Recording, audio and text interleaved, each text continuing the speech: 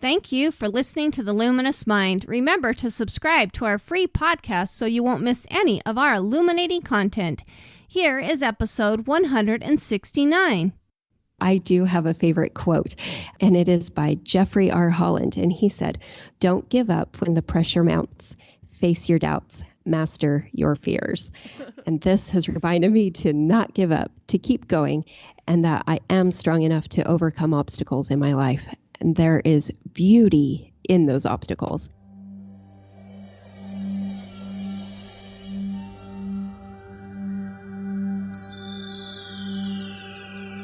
Benjamin Franklin once said, "Do not curse the darkness, rather light a candle instead."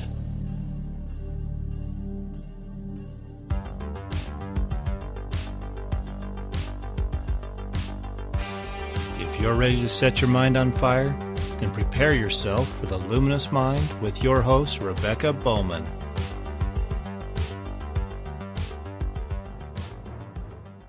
Today's fire starter is Kari Carlson. Kari is most importantly a wife to her adventure-junky husband, Jake, who was a past contributor on episode 164. She's a mom of 3 ambitious and strong-willed children, 2 girls and a boy. Prior to traveling full-time with that adventurous husband and 3 strong-willed children, she was a stay-at-home mom and worked as a personal trainer in the evenings. Running keeps her sane and energetic, good nutrition keeps her healthy, and really good dessert keeps life sweet. San Diego State gave her a degree in kinesiology. She says, actually, I worked really hard for it, and perhaps one day she'll go back for a more expensive piece of paper. For now, her love of education and teaching helps her to homeschool her children while they travel the world. She likes everything clean and tidy and subscribes to the life of minimalism with class. Organization in personal and family life is key to a well-prepared and successful life. Germs make her crazy, and hand sanitizer is always in her bag. Writing has been an outlet for her during different times of her life.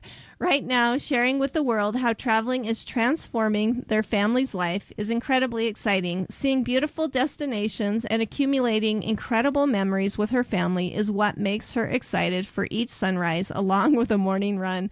Welcome, Kari. Well, thank you so much for having me.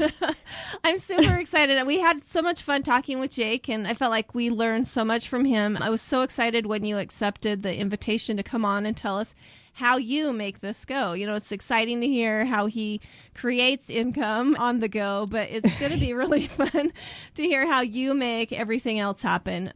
But before we get into any of that, do you want to go ahead and briefly tell our audience a little bit about yourself? Sure. So that introduction kind of covered most about me, but one thing I will add is that the best of me comes out when I'm outdoors, hiking, camping, biking, running. I'm a better mom, I'm a better person. And so I love to be outside in the sunshine and being active. That helps a lot, right? I mean, with everything we've tremendously. talked about. Great. Yes. So tell us a little bit more about how you found like this passion in life, especially what it had to do with travel. You know, how you that implemented into your home life. So that's a great question, because previously I had so many hobbies in my life. They were piling up. I love to crochet. I love to sew. I love to hike. I love to organize. I love to hand sew. I love running races and reading and writing and fitness. And I was a personal trainer, and all of these things were just piling up and taking space in my life. So I had to purge my life, and I took what I had time for. And that ended up being, at this point in my life, just reading, writing, not just, I mean, this is still quite a lot, but reading, writing, traveling, still keeping active, and being with my family. That's what I have space and time for right now. And our kids are at a great age to take them around and see the world. My husband was at a point in his career where we needed to kind of slow it down a bit. We were getting too wrapped up in everything. So we took to the road and decided that he was going to pursue a career in what he truly wanted to do. and I would support him in that. And so I became a homeschool mom. I became this traveling mom, working now working on a blog, a travel blog, and writing, which I absolutely love. And so that's kind of where we're at right now and how that sort of came to be. Well, and I'd love to hear more about that journey. I'm sure, I mean, maybe sometimes it's just like finally, you throw up your hands like, I've had enough. But, give us an idea of maybe what that journey looked like for you to kind of take on this minimalist lifestyle and go to the things that you just love to do. Sure. So I mentioned I like to organize, but mostly I like to throw things away or donate them.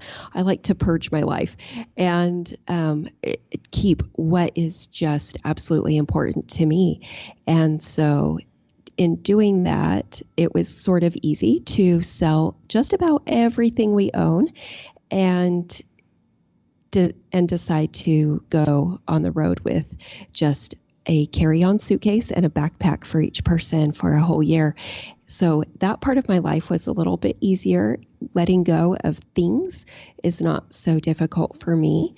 And I'm sentimental more in my pictures and my memories than I am in things.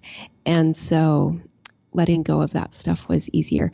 And then as far as my husband's job, I was sort of the one to urge him to quit his previous career that he had for just about 11 years. He was working on 11 years there, and encouraged him to just try his hand at motivational speaking and public speaking full time. And so I thought, what better way to do this than showing our children the world? I had gotten a bit fed up with the public school system where we were and never really anticipated homeschooling the children, though it had crossed my mind a few times. But I think that thought was preparing me for this journey that our family needed to take. And so my husband wholeheartedly, I said he's an adventure junkie. So he was like, okay, let's do this. Let's go and travel the world and take this risk. And he was gung-ho for it. So it was kind of fun for us to plan it together and getting the kids on board. I had a whole gamut of emotions to manage. So I had one that was so excited. I had one that would go back and forth from excited to I'm not going. And then I had one that was adamantly not going. So wow. It was managing all of this excitement and as well as trepidation. And so after the end of last year at the public school, one of my children had kind of a rocky year, and it was apparent when we came out on the road just how much she needed me to be there and to catch her up to where the rest of her peers probably were already, and then also where I think that she should have been at the end of last school year. And it has been an absolute, almost a miracle that this trip and this opportunity to homeschool the children came about so that I could be one-on-one with her and help her through her learning challenges, and she has come so far. And so in all of this purging of the life and everything and bringing it down to just the very basic and simplistic parts of life, I've been able to help each one of us kind of grow more individually as a person because I'm more invested in each of my children's lives. Yeah. Well, and I kind of wonder too if maybe the idea of going on this trip really did help the rest of your family kind of unplug themselves, because it may be easy for you to, throw things out or whatever, but that may not be the case for your kids. But when you can inspire them to go, hey, we're going to take this trip, and it allows them to unplug, it might have been easier to homeschool them on the road versus taking them out and saying, okay, now we're going to homeschool? Do you know what I mean? Has your resistance to all that been a little easier? Has it been an easier transition more for your whole family versus? I believe, versus just saying, okay, we're taking you out. Yeah. I think absolutely that being on the road, they kind of had no choice. They wouldn't have known any difference. So that was kind of that was a really good transition for us to just say, okay, this is the way it is now. And I think for the most part, they've really actually enjoyed it because they realize that they are learning so much more. I think we've been out on the road for 3.5 months now, and they have learned so much. I've learned so much. And I feel like if they can learn this much on the road, and my goodness, social studies, they are, leaps and bounds ahead of where I was, So it's, that transition has been made much easier, even though, you're still going to get the resistance. That's just typical children, but I think they enjoy it very much. Yeah. Well, let's kind of talk about maybe how the travel and going to the minimalist lifestyle has really changed your paradigm, or maybe the educational philosophy over some time and experience. What do you feel like that's changed to? So in regards to the minimalism, I am absolutely amazed at how little I need to really just be happy. It's being with my family. I have my laptop. I have the ability to write and read and teach. And I don't have, we stay in Airbnb, so everything is furnished for us. We have comfortable accommodations usually. And I can still cook. We have a kitchen. We don't need to eat out every single time, every single meal. And we just have in our bags what we need. And then, of course, the children have some toys and coloring books and things like that to keep them entertained when we're not out sightseeing or doing schoolwork. But for the most part, the kids will ask every once in a while, do you remember this toy? Do you remember this? I used to have this. Is that in a box somewhere? I want it when we come back to America. And I'll say, yes, I believe that's in a box. We kept a few things, but for the most part, it's all gone. And I am truly amazed that there is really not a whole lot that we miss as far as possessions that we had before. So it doesn't take much. And then the paradigm with educational philosophy, I think that changes as, I'm older. I've got older children. I've been through the school system, and now my eyes are kind of more open to what is possible and what there is out there. And there is just, no one education looks the same. It doesn't have to. And I think that's where I got really hung up at the public school system that my children were in, was the whole idea of them being behind, type of thing. Is that? Mm-hmm. They were behind. They, and I expected a little bit more out of them and their teachers for, providing them with more. But I think that they are so confined to a strict curriculum, and that they were hindered by that. And so I decided I want to be in control of what they learn, and they have so many more interests than what they are learning at school. And I want to help feed those interests. And it's so much easier on the road because we have so little, they're not doing any after school activities. They're out sightseeing. They're out seeing the world. That's pretty much a huge extracurricular activity. So, being able to feed those interests that they have, and being able to pick up a library book or research it on the internet, or even go out wherever we are and find what they're looking for, is so much more beneficial to them. Yeah.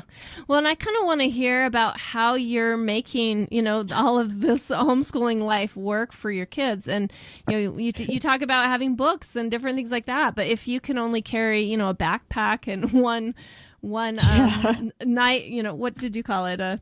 Like a overnight bag? Oh, yeah, just a carry-on and a backpack. Carry-on. Yeah, exactly.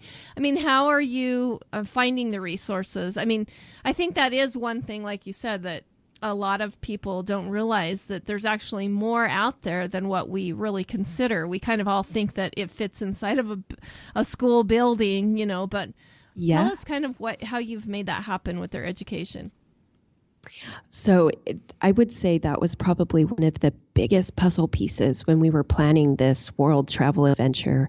I felt very fish out of water, basically, as far as researching what homeschool curriculum to do. There was so much information out there, and I was just not knowing what I wanted. But when I dialed everything down to, okay, what do we absolutely need?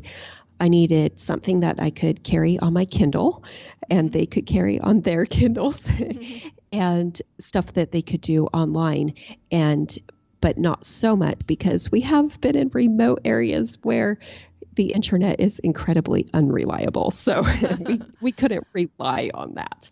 So I found this curriculum that offered, we use mostly Charlotte Mason curriculum, and they offered ebooks in almost every subject. And so we have been so resourceful in using their ebooks and keeping our baggage weight down considerably, because those school books weigh a ton.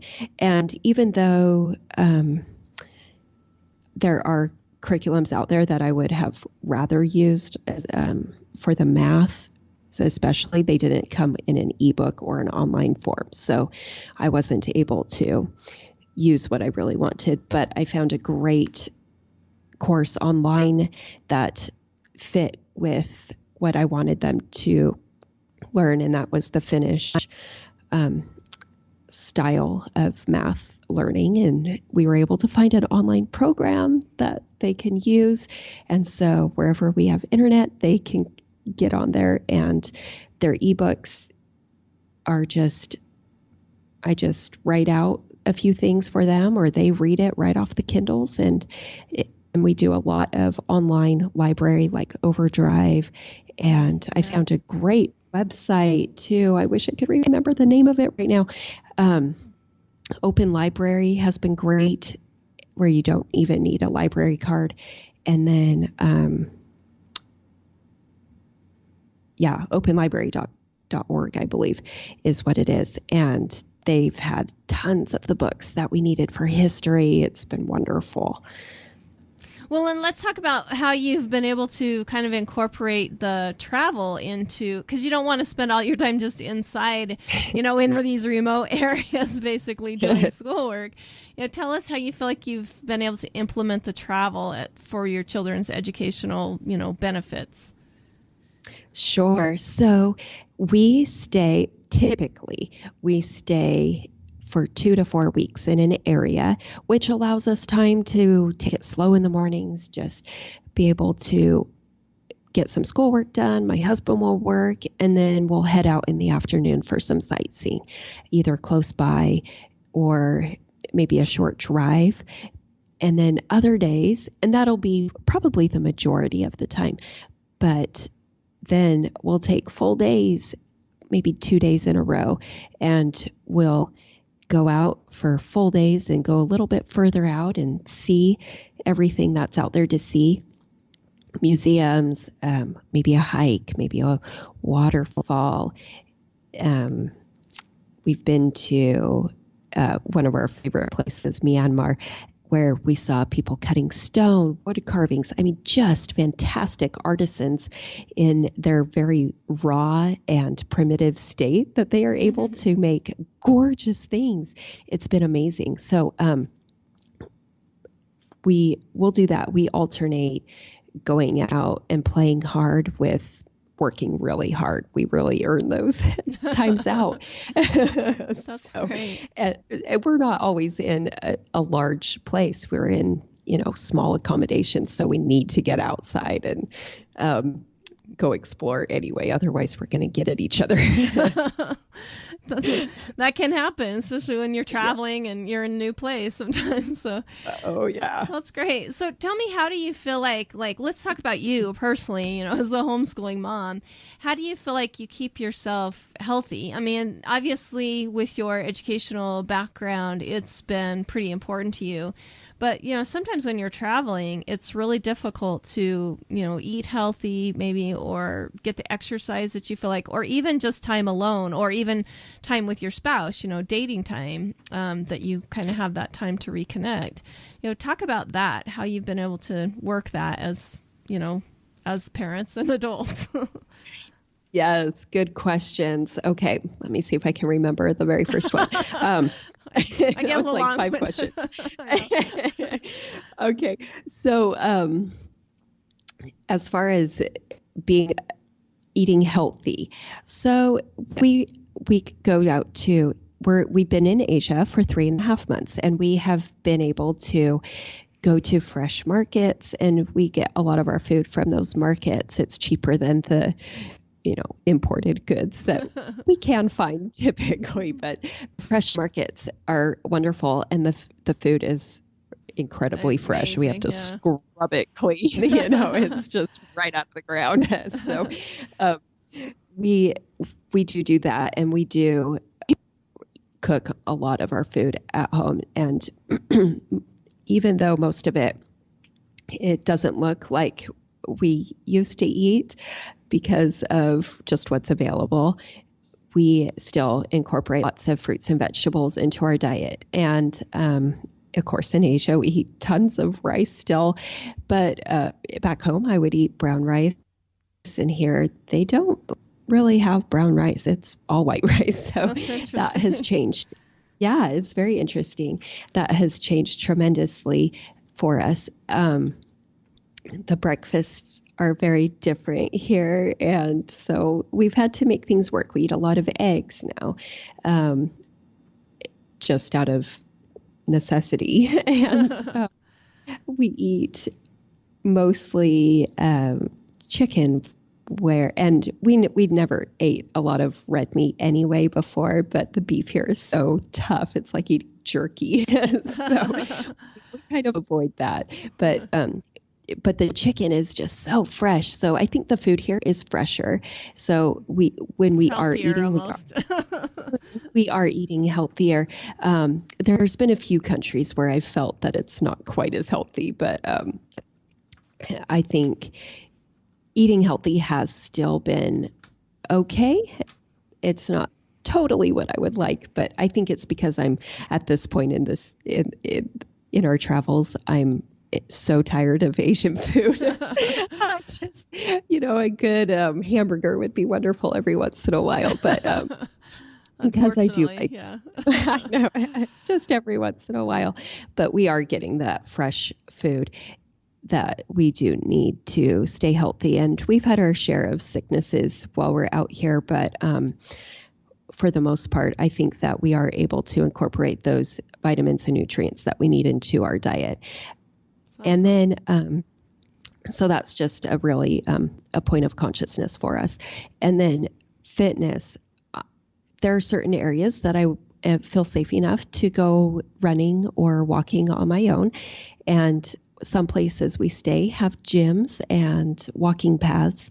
So I feel comfortable to go and do my exercising out there. But for the most part, I would say in most of the places, we walk and walk and walk. So we get a lot of you fitness. do get a lot. It's almost like, can I get off my feet now? Yes. So the kids will laugh because they're like, oh, we're walking forever. And it's really hard. When we are outside traveling, we have to eat out. And sometimes it is really hard to find food. So we'll go eat breakfast at our house around 7 a.m. and then we'll head out. And then by 3 p.m., we are just starving and we've just been walking all day and it's hard to find food and good food. And anyway, so yeah, it's now a family joke that we walk to death and we starve. So that's what this trip has turned into. But, we make up for it. It's good. And then as far as my husband and I and our alone time, oh goodness, that has been, we're still trying to perfect that. It's never quite what you want it to be. But we've got an 11-year-old that loves to be in all the conversations, and she's right there and she says, "What are you guys talking about?" And so it's hard to find a moment to ourselves. And some of the places like where we're staying now, we actually have family visiting us, which is wonderful. But all 5 of us are in the same room together. So there's not a lot of, just us and going out by ourselves, but at least the children can still see that, oh, mom and dad still hold hands and mom and dad kiss, and they can be grossed out by it. But that's really the only time that we have to ourselves sometimes. Yeah, that's one thing when we were traveling that I noticed, that because you don't dare leave them alone, in a strange country and go off on some. I think one time my husband and I went to the grocery store by ourselves because we were in an area that we felt okay about that. And that was like the closest we got to a date. But we were right back home, so that's great. Yep.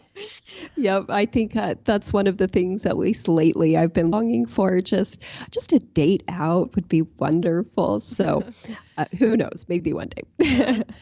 Before we go on, let's listen to this message.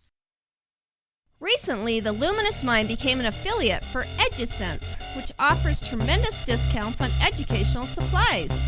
I personally use Edgessense to purchase our family supplies because of their great prices, responsive shipping times, and best of all, the chance to earn EduBucks, which I use towards future purchases. Who doesn't love a great deal within a deal? To get a 90% savings on your Edgessense materials, go to theluminousmind.net and click on the sponsor page to find the affiliate link. Start using Edgessense to illuminate your educational experience.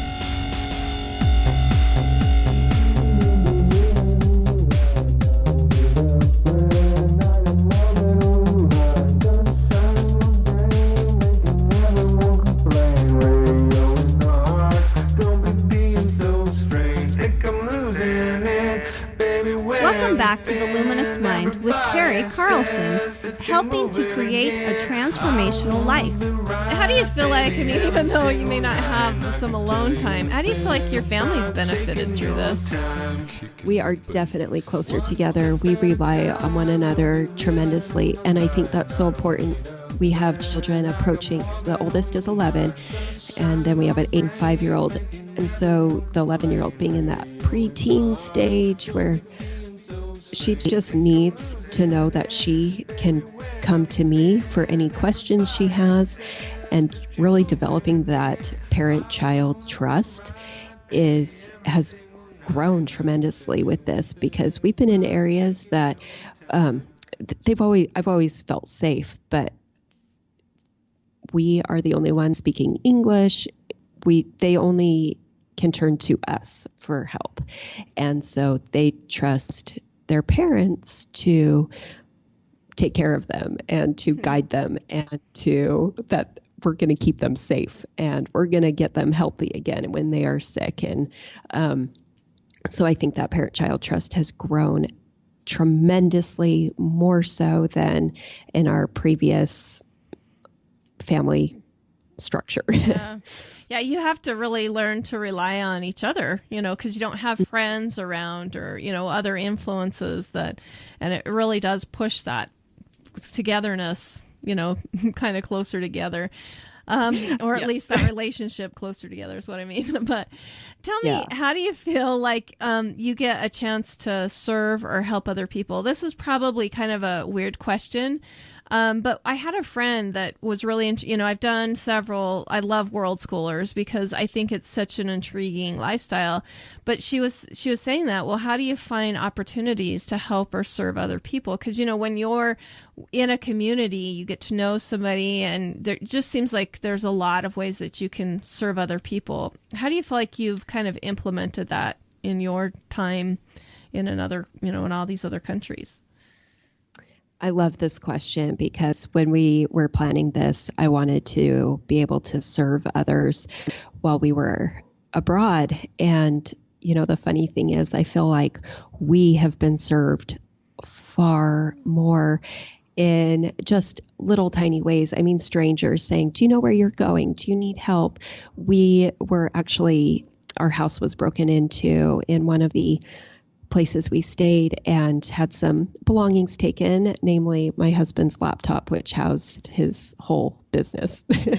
and a couple of the kids' items were taken as well. And the community that came out and rallied around us, they were so helpful and kind and generous. And while our stuff was not recovered, we just felt that the people really cared about us. We've met the absolute nicest people. And so I feel like, oh my gosh, I am being served so much more than these people. And, but starting December 1st, we are going to be doing one service a day for others. And it's going to be just small things, ranging from small things to a little bit larger things, and just to bring in the spirit of the season.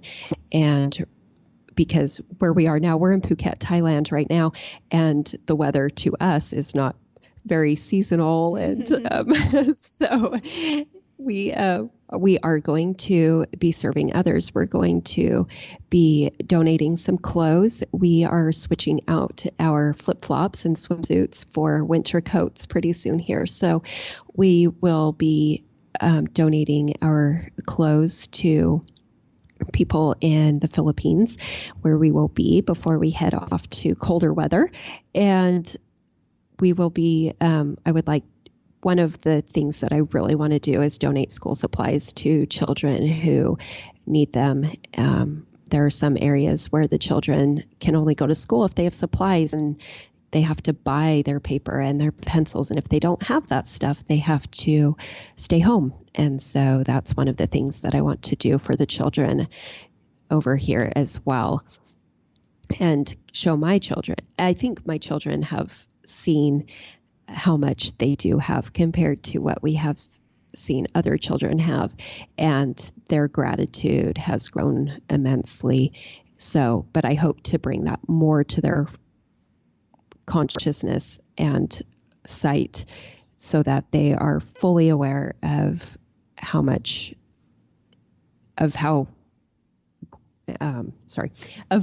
they are able to help others because of what they have. Yeah.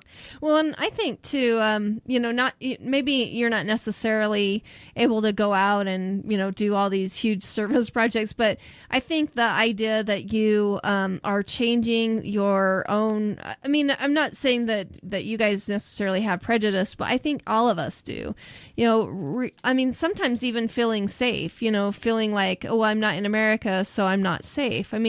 I think when I've traveled, it's really opened my eyes to see how everyone has the same things that we want. We all want our families to be healthy. We all want the best for our children. We all want to give our families more than we had before. We always want to improve our lifestyles and stuff like that.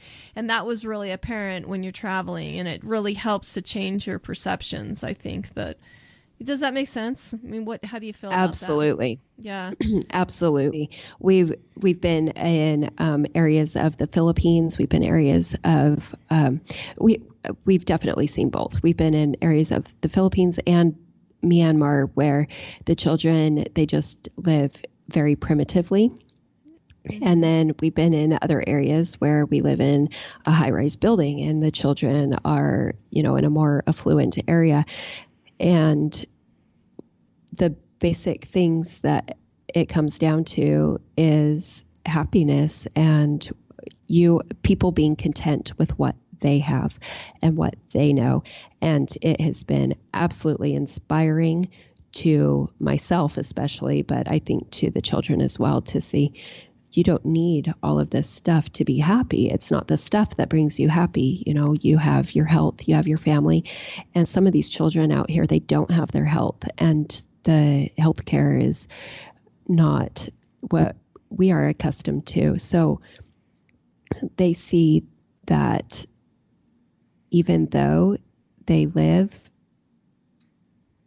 in a way that to us seems like, oh my gosh, I could never do that, they are still happy and they don't know any different. And they have made themselves happy because they have exactly what they need. They have help, they have food, they have clothing, and their family. Family is so big out here. Yeah. But that's what they have, and their school, and they're just out playing with. We saw this little child, and it made a huge impression on my children. This little child, he was playing with a rusted piece of twisted metal, and he was putting it in his mouth, and he was just playing with that little toy. I don't even know what it was. And I just went, oh my goodness, the poor little child, he needs a toy, like we have. But he was just as content playing with that rusted piece of metal. And yeah, it does teach you. And the children have mentioned it a few times. Yeah, they've mentioned it a few times about the little boy it's okay. You don't need the extravagant anything, really. It's just, but if you, I'm not saying if you do have it, it's bad, but it's okay to not have it as well. And like you said, the gratitude that they've learned from that is so invaluable. So tell us a little bit about, well, why don't we go ahead and I want to hear maybe some obstacles that you feel like you've faced and what you've learned from those struggles. Yes. So I would say for me personally, you want to hear me personally? Well, yeah, it was you or family or things. Okay. So for me personally, I would say the homesickness has come in waves like I could never have imagined. And I tried to prepare myself before I came out. Like missing a hamburger, right? I mean, missing a hamburger and a salad. I think for me, it's mostly a salad. My husband searches out for the hamburgers, but for me, just some like fresh greens. We have to cook everything here just to make sure that it's safe to eat. And so a salad would be wonderful. But those things that, pictures that I see from home of the rest of my like my extended family doing fun activities together, those things, they just bring tears to your eyes sometimes because you're like, oh, I'm missing out. But then you go, oh, wait a second, I'm on a world travel tour. How cool is that? You kind of have to put it back into perspective every once in a while. But but sometimes it really is difficult and you just have a really hard day and the tears just don't stop coming. And for me, writing it out has just been such a great relief and a way to cope through it. My husband lived outside of the country for a couple of years and he's visited outside the country several times. And so he was more accustomed to being outside of the country. And as far as I've gone was Cabo, Mexico, which, as a tourist isn't anything exotic. Oh, well, it's exotic, but it's not like being in the raw, Myanmar, where tourism is relatively new.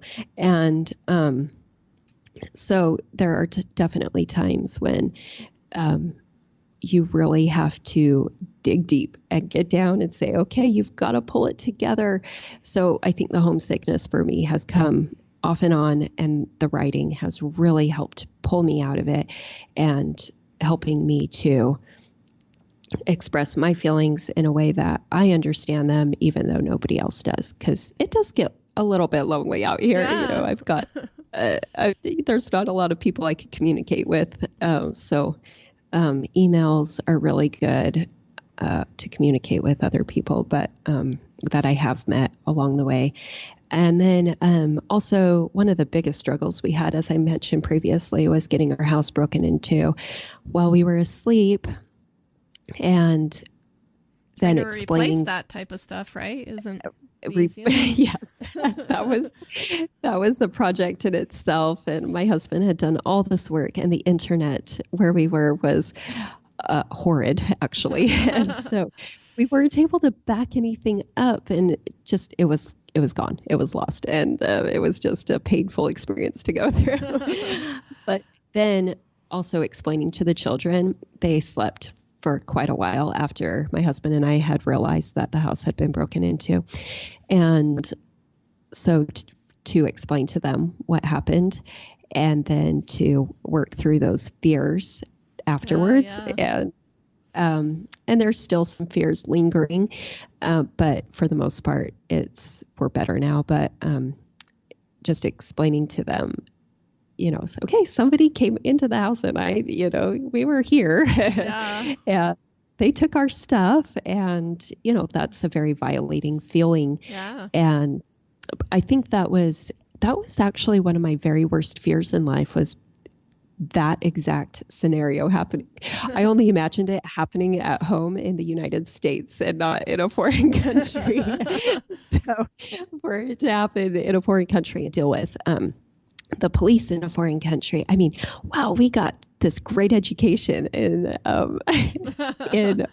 justice in a foreign country. So that was a whole new aspect of life that we got to experience, and it has made us that much richer. So those are two big obstacles that we have had to face. That's great. Well, go ahead and tell us a little bit more about the writing that you've been doing. I mean, we've talked about several times and how that's helped you. Share a little bit about what your blog is about and what people might find there. So my blog is at transformationallife.com, and there I list lessons we've learned. I list adventures we've had. There's pictures over there. There's a map you can go see of all the sites that we've seen and places we've stayed and different activities that we've done in certain locations. I do a teeny little write-up about each place on that map, and it's really cool to see the map grow and the dots increase. Oh, that's cool. But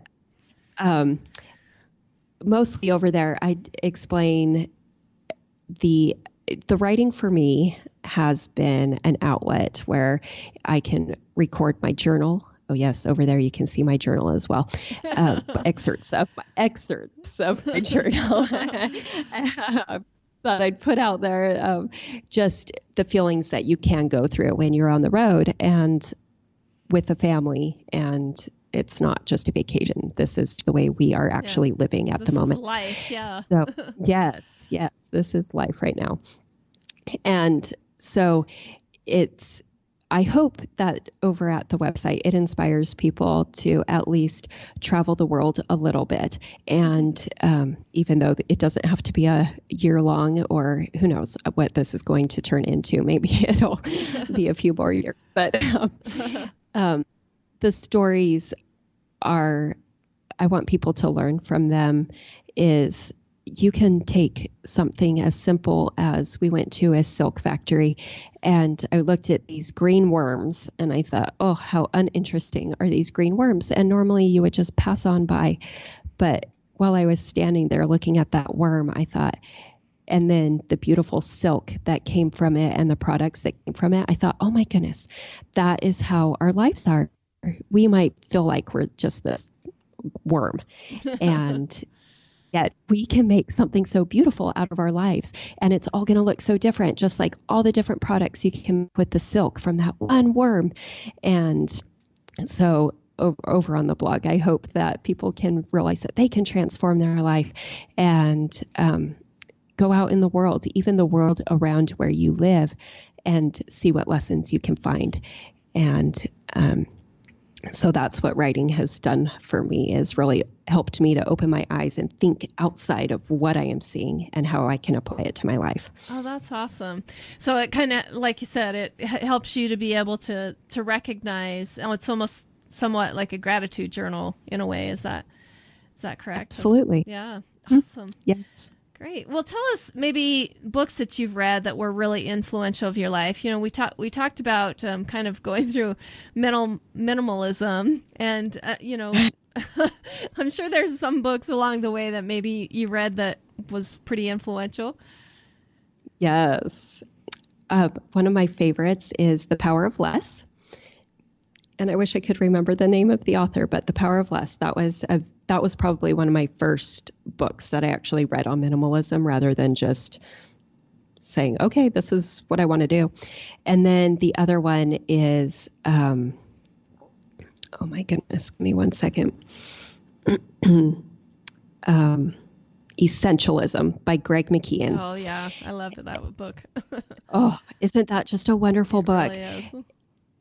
It just helps you, I don't know, it just puts your life in a different perspective, and how to think about life in a different little way about. And so those two books have been really influential as far as minimalism goes.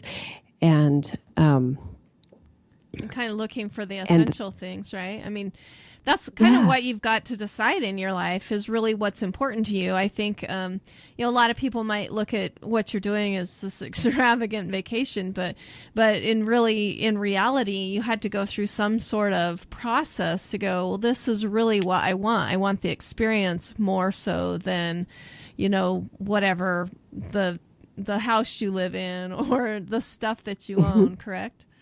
So. Oh, absolutely. This is, because we lived frugally for so long, we were able to do this. We're not staying at the Ritz, and we're not staying at the, these big fancy places. And, but we are staying in good accommodations. And, it's just because of that mentality of, I would rather give my children and my family this experience rather than this toy. Yeah. And that's not always easy with children, of course, because they see it and they want it, and that does not change just because I am the way I am.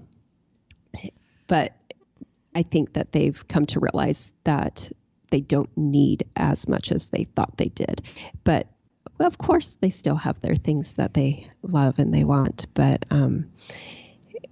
that living frugally and finding out what you truly want in life, what do you really, really want, and work towards that end goal. And if it doesn't fit in with your life, then you can leave it behind. And maybe you can revisit it later when it fits in better. But right now, it's not the time. Well, and what a powerful lesson to teach them at such a young age, to really think about that. Because I don't think a lot of us really get forced to do that. You know what I mean? And that really create some growth for us. So, oh yeah, I kind of did force them into it, and not that it will always be that way, but for now, I think it's a good lesson, and definitely some of those traits and those habits will follow us along. Yeah. But well, and it's better to do it. I'm not saying that you forced them into it. I'm just saying, like, you put that out there, like of, we've got to think about what we really need. I mean, they had to do that in order to travel. I mean, they had to make those choices to be able to go, okay, and really think about that. What is essential to my life? So let's maybe talk about personal habits that you feel have been really successful or really helpful and have added to your success. Sure, of course. Exercising. That has been the absolute key to everything of my success. Mental health, physical health, all those things. Absolutely. Sanity. So in I say my previous life, because that's kind of what I think of my previous life. My neighbor and I, we were up at we were out running at 6 a.m. and that right there made my entire day. And those days that were not able to get up, things just went so much different. So exercising is absolutely key. And that was when I worked as a personal trainer. That was something that, I thought of myself more as an accountability person. These people had to come to me and they paid for it and they wanted to get in shape. And so I'm more of that accountability person for them, but you have to be there. You have to get that workout in because, your mind is clear. And if you have a friend, a really good friend that you can go walking or running or whatever you're doing, hiking with them and just get really close to each other and just spill everything and fix the world problems. And you can go back and face your day because you've already solved the world's problems that morning.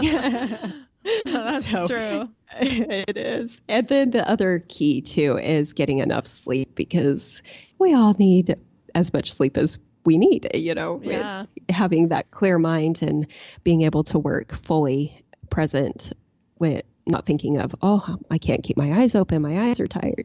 Getting that sleep is just really key as well. Yeah, you can't run on nothing, right? You need some sort of energy rejuvenation. So that's great. Yes. So tell me, what mentors do you feel like you've had along the way that have made a significant difference in your life? So this may sound cliche and maybe a little juvenile, but I thought about this question and I thought, you know what? It's my mom and my dad because they raised me to be the person that I am. They saw my strengths and they encouraged me in those directions, those strengths that they saw me in. And I would not be the person I am if they did not do that for me. And so for all of these years, they've molded me and guided me and they would say, because sometimes we can't see our strengths. We need somebody to be like, hey, you're really good at that, right? Because we're hard on ourselves. And they would say, I think you're really good at this. Like my mom always said, you're a really good writer. And I'm thinking, I'm not that great of a writer, but she goes, no, you're really good. She really wants me to write a book about our travels and maybe that will come to pass. But so that's something that and so that has encouraged me to work harder on that and to learn more about it. And so they really have rallied around me and been supportive of me and my ambitions and pointing out my strengths and guiding me in that direction. That's great. And when we have family around us or friends that help do that, it really does encourage us to, be more authentic to who we need to be, correct? Absolutely. And they know me better than anybody else, for so many years. Now my husband probably knows me better, but but they during those molding years, they knew me best. Yeah. So tell me, what do you, you mentioned before that maybe you might travel more than a year. I mean, right now that's what we're focusing on, but tell us maybe about your long-term goals and how you hope, what that's going to look like for the future. So long-term, I do think that I would like to be a personal trainer again. That's something that I looked forward to doing, and I really, really enjoy sparking people to realize just how great they are in whatever skin they come in. And that's not to say that I don't want them to see progress or results. That is to say that I want them to recognize that this is who they are and they need to work with that. They're not going to look like somebody else they have in their mind or be somebody else. This is who they are, and we can improve upon this, but you're not going to be that, Yeah, kind of go back to being happy with what you have, correct? Yes, absolutely. So I really enjoyed that aspect of personal training and getting people fit and making them work hard and sweat. I just loved it. So that is a part of my life that I would like to go back to. And as far as a transformational life over at the blog, right now it's a travel journal, a gratitude journal, a life lesson journal. I don't know what it will be in the future, but I do hope that it is always a place where people can go and think inwardly about who they are and what they want their life to look like and to make that happen. there is no other way we would have come on this travel adventure if we did not see what we wanted in our life and just said, yeah, that's only for rich people. Only rich people do that. Only people that have tons of money do that. That's not the case. You just choose what you want and you work towards that. And so I hope that it will inspire people to create the life that they want and that they can have that life that they envision. Well, and I think, you mentioned physical fitness, and being happy with what we have and then improving on that. But we all have, that can go for every facet of our life of, we have the skills, ability, and the gifts that we've been given, but we can take those and really transform that to become something even better. Correct? Is that? Absolutely. Yeah. Mm-hmm. I think everyone has potential. Every single person in this whole entire planet has a potential within them. And it's, what are you going to do with that potential? You need to find that potential, and then what are you going to do with it? That's great. Well, and that's a great lead into my last question, or one of the last questions of how do you think, what kind of legacy do you think you want to leave behind? Oh, I love this question as well, because, wow, that makes you think, what do I want people to think about me? Well, and we live our legacy every day of our lives. Sometimes we think about, this has got to be something grandiose, but really it's something that people see about us all the time. It's not the grandiose, it's the everyday actions.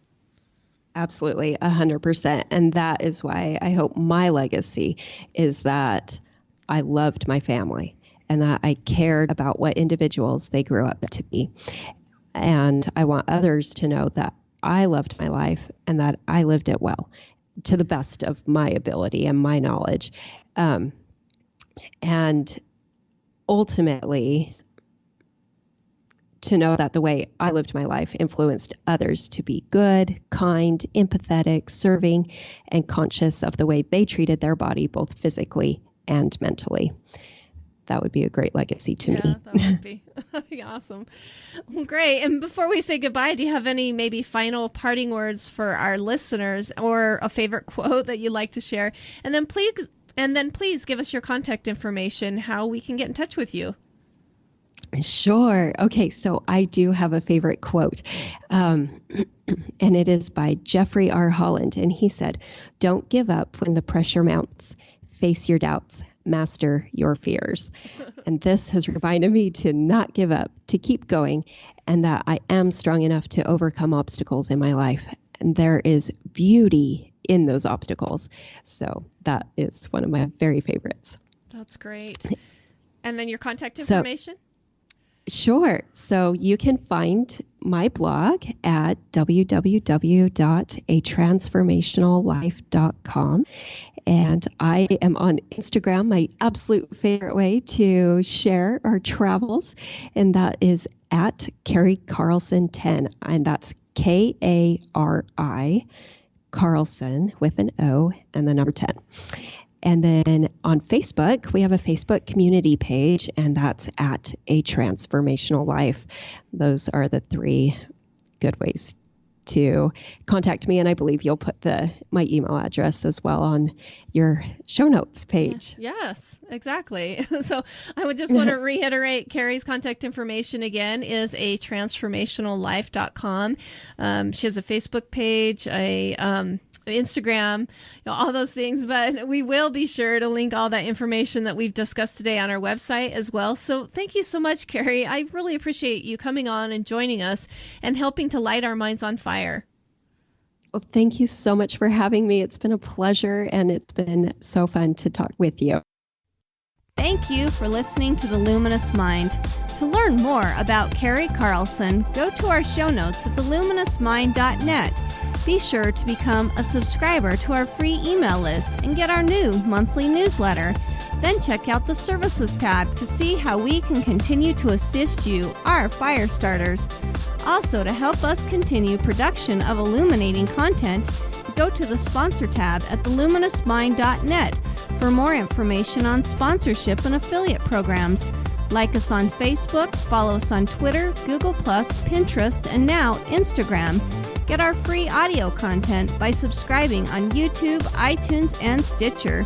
To help us grow, consider these easy ways. Tell your friends about us, leave us a review, share our content. Tell us how we can help you so together we can continue to light minds on fire and change the paradigm of education.